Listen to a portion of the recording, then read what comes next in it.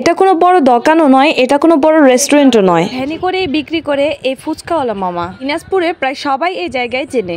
দিনাজপুরে যারা দেখছেন তারা নিশ্চয়ই বুঝতে পেরে গেছেন যে আমি কোথাকার ফুচকা মামার কথা বলেছি। হ্যাঁ, আপনারা যেটা ভাবছেন সেটাই। এটা হলো দিনাজপুর লুৎফুন্নেসা টাওয়ারের নিচে এই ফুচকা মামা বসে। দিনাজপুরের বিখ্যাত ফুচকা হচ্ছে এই ফুচকাওয়ালা মামার হাতের ফুচকা। সত্যি বলতে কি, আমি এত জায়গায় ফুচকা খেয়েছি কিন্তু এর মতো স্বাদ আমি কোথাও পাইনি। এই ফুচকাওয়ালা মামা এতটাই সুস্বাদুভাবে ফুচকা তৈরি করে যা বলে বোঝানোর মতো না। আপনারা যারা দিনাজপুরে আসবেন তারা অবশ্যই কিন্তু লুৎফুন্নেসা টাওয়ারের নিচে এই ফুচকা মামার কাছে একবার হলেও ফুচকা খেতে আসবেন।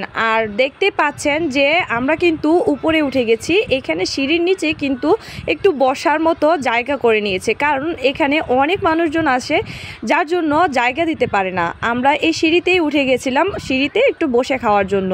যাই হোক, নিচে কিন্তু অনেক মানুষের ভিড় জমে গেছে। এইদিকে মাগরিবের আজানের পরেই কিন্তু আরও অনেক মানুষজন আসবে। আমরা কিন্তু আগাম চলে এসেছি যেন তাড়াতাড়ি খেতে পারি। আর এইদিকে ভাইয়াদেরকে তখনই অর্ডার করেছি, অনেকক্ষণ বসে থাকার পরেই কিন্তু আমরা পেয়েছি হাতে। যাই হোক, এইখানে আমি 2 প্লেট ফুচকা খেয়েছিলাম, তারপরও কিন্তু আমার মনকে শান্তি করাতে পারিনি। আর আয়ান এইদিকে চেয়ে আছে কখন ফুচকা দিবে আম্মু, কখন ফুচকা দিবে। তার কিন্তু ফুচকা খুবই পছন্দ। এইদিকে দেখেন তারা কিন্তু আমাদের আগে থেকেও অনেক আগে থেকে বসে রয়েছে।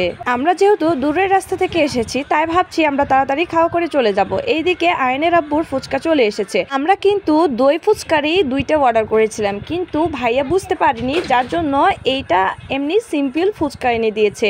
এটার প্রাইস ছিল মাত্র 60 টাকা, আর যেটা দই ফুচকা সেটা প্রাইস নিয়েছিল 90 টাকা।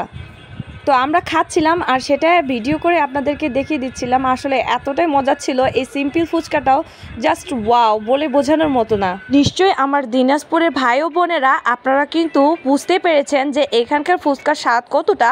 আমরা নোয়াখালীতে অনেক জায়গায় খেয়েছি, চট্টগ্রামেও খেয়েছি, বাট আমি এই রকম শান্তি কোথাও পাইনি।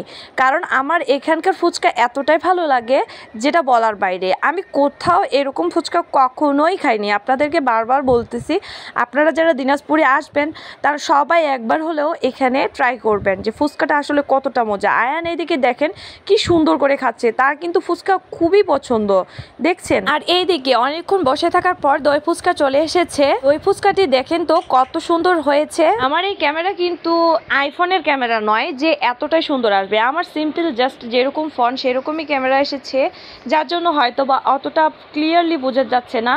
তো আপনারা যদি ভালো ফোন দিয়ে ভিডিও করেন তাহলে কিন্তু আরো সরাসরি কিন্তু দেখতে অনেক সুন্দর। তো আজকের ব্লগ ভিডিওটি আপনাদের কাছে কিরকম লাগলো অবশ্যই সবাই কমেন্ট করে জানাবেন। সবাই ভালো থাকবেন, সুস্থ থাকবেন। আজকের ভিডিওটি এখানে শেষ করলাম। আল্লাহ হাফেজ, আসসালামু আলাইকুম।